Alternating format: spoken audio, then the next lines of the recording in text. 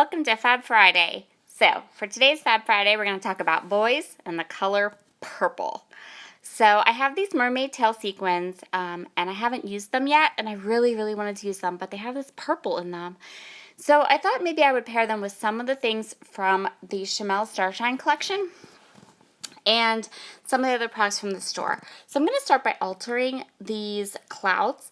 So I know that if I'm going to introduce purple into this collection, I'm going to need it on 3 different places in my layout.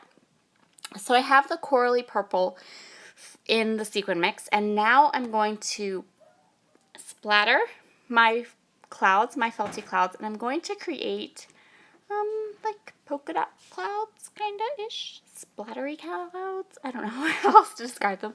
So I take 2 different shades of purple. One's a little more blue, one's a little more the violet color that's in the sequins, and I'm using my water brush and my chalky watercolors because I don't care if they mix.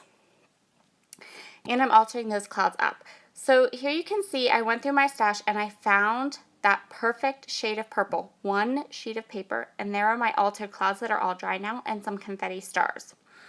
And I pulled the yellows and the greens and some of the dark blues from the collection, from the Chanel Starshine collection, because I figured that those might work well with this purple paper. So this is the purple paper I found in my stash. It's from Webster's Pages, and it is a little girly, but I'm just going to use it as a layer to help bring the purple in and throughout the rest of my layout.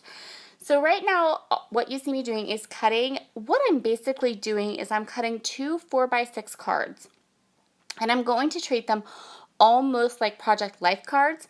I'm going to decorate them up and embellish them, and then use them as the main focus of a 12x12 layout. So I'm just layering up these cards, and as you can see, the purple becomes just a purple behind a card layer. So it's not going to be, it'll be there and the purple will be in the layout, but it won't be super prominent that you can tell that it's like hearts and flowery and stuff. It'll just be a little dash of purple to help with the purple sequins and the purple clouds.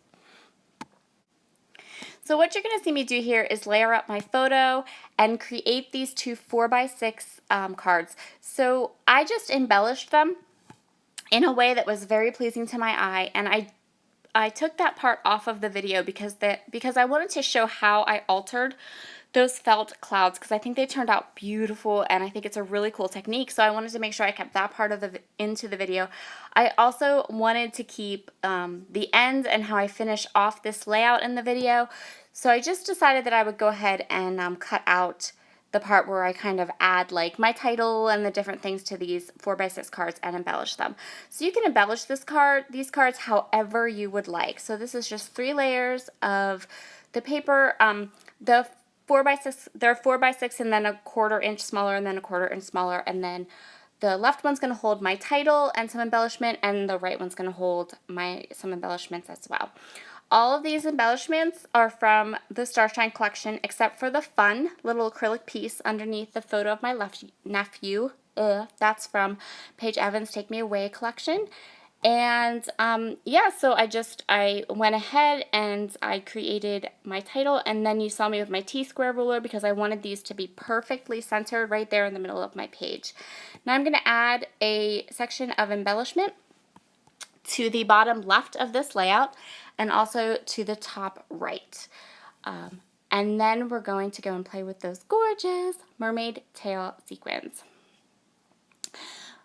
We have some more of little clouds. These are the felty clouds from the Spiegel Mom Scraps shop, as are the cork confetti, and is that beautiful, beautiful sequin mix. So the sequin mix has some green, like the bright green that's in the layout.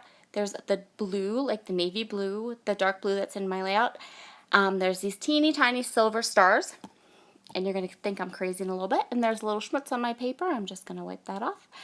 And then there's the purple sequins. So I really love how this layout turned out. I love it. I think it turned out amazing. And right now you're going to start to think I'm crazy. So to answer the questions that are going through your mind right now, is she going to glue down each and every one of those sequins, including the teeny tiny stars? Yes. Yes, I am.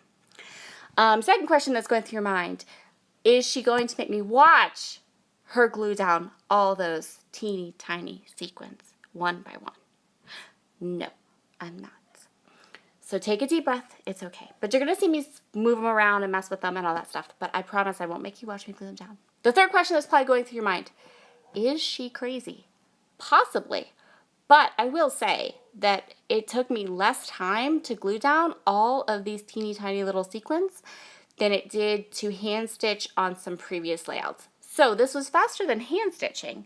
But yeah, it's tedious and yeah, but I glued them all down.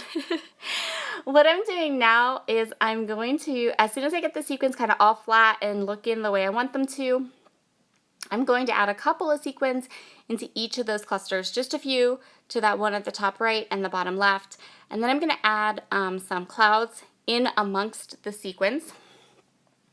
Oh, and if you're wondering, yes, totally worth it. Totally worth it. This layout turned out so pretty, and I don't think it would have turned out as pretty without the teeny tiny little silver stars, gotta say. So what I'm doing now is I want to add some felt sequins, and of course I don't want to glue down all the sequins that would be underneath the clouds. So what I did was I glued all of the sequins and then picked up the clouds, smushed, brushed away the sequins that were under the clouds, and then glued the clouds down. So that was my technique, smushing and moving and brushing away the sequins under the clouds. But that is pretty much how my layout is going to look. I'm going to put some cork stars, and again, I'm going to lay this all out for you, but not make you watch me glue it. And you're welcome, by the way. So now we have the cork stars, and I'm just going to fidget with these a little bit till I have them exactly where I want them. And then you'll see the close-ups for the finished layout. And yes, in the finished layout, they're all glued down, even those teeny tiny little silver stars. I hope you've enjoyed Fab Friday this week. See you next week. Bye.